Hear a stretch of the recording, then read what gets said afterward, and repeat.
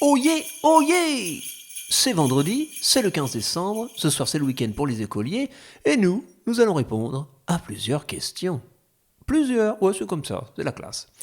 Tout d'abord, une question de Ludo706 qui me demande si le chevalier orange a un ou une amoureux ou amoureuse.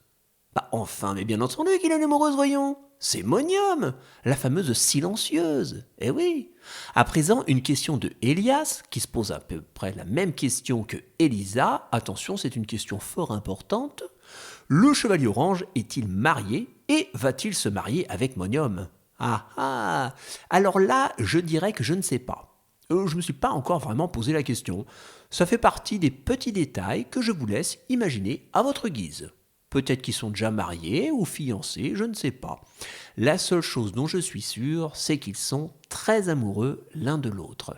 D'ailleurs, pour répondre à une question de Baptiste et Émilie qui se demandent si Monium a bien gardé la petite cuillère que le chevalier lui a offerte, je réponds que oui. Bah oui, bien sûr qu'elle l'a gardée. Et en parlant de Monium, que diriez-vous d'un petit secret de fabrication? Pourquoi Monium est-elle une silencieuse d'après vous? Drôle de question, n'est-ce pas? Vous ne savez pas? Alors je vais vous expliquer. Chaque personnage possède une voix, et je joue toutes ces voix. Et il est difficile pour moi de jouer un personnage féminin parce que j'ai pas une voix de madame.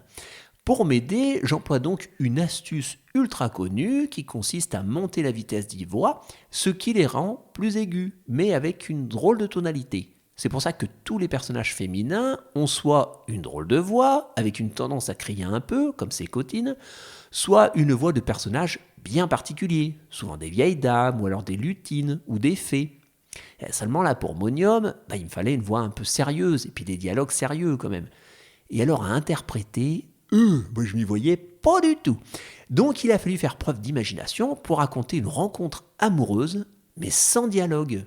Et puis je suis très content parce que beaucoup d'entre vous aiment bien Monium, ainsi que l'histoire qui raconte la rencontre entre le chevalier et son amoureuse, et ça veut dire mission accomplie.